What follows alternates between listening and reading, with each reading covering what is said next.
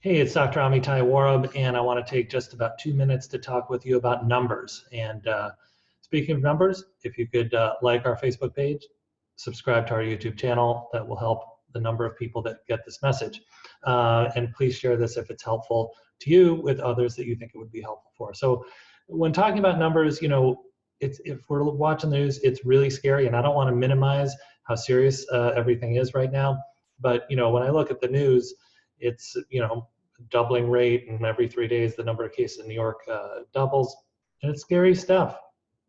So I wanted to talk about the numbers and how really until there's really mass testing, the numbers are, I don't want to say meaningless, but don't carry a whole lot of weight, because at the end of the day, we're all going to get exposed to this virus at some point. It might be March, April, May, June, July, and obviously those who are at highest risk, we're hoping to delay that exposure in the hope that we may have the proper resources to support people who may need hospitalization. Also, who knows, drugs may come down the pipeline that may help mitigate some of the severity of symptoms to allow people to, live who might not otherwise in this situation. But, the reality is 100% of us will get exposed to it.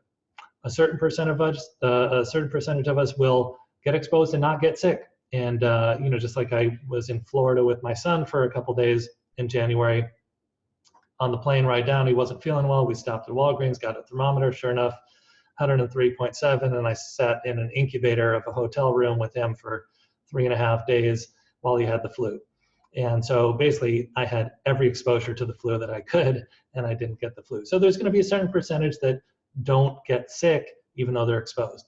There's going to be another percentage of people that get exposed to the coronavirus and get sick, but have flu-like symptoms, and after however many days it'll be, will recover and will have felt crummy, but are on the better side of it. Then there'll be some people who have more severe symptoms, might even need hospitalization, but at the end of the day will have recovered, and that's going to account for about 99% of us. I don't know I don't have a crystal ball. I can't say if it's going to be 98.7% of us or 99.6% of us, but about 99% of us are going to fall in those first three categories. And unfortunately, there is a number of people that will fall prey to this and not survive it. And that's a tragedy, and that's why this is such a big deal.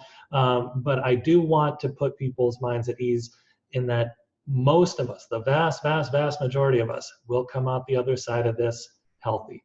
And as I've said before, the healthiest version of ourselves that we can be when we encounter this virus, when we are exposed to this virus, the best chance we have of being in good health on the other side of it. So it's easy to be scared. I totally get it.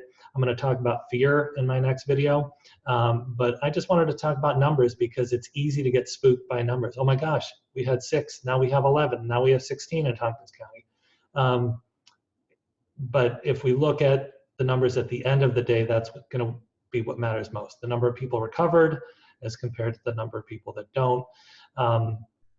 So again, I want to be a resource to, I spent the whole last week reading the New York Times, and it didn't help. It didn't help me. So I'm going to talk about fear in the next video. Please stay tuned for that. If you haven't liked our Facebook page, please do that. If you haven't subscribed to our YouTube channel, please do that. Again, I'm hoping that this information is helpful. Again, there's a difference between healthy concern and unhealthy fear.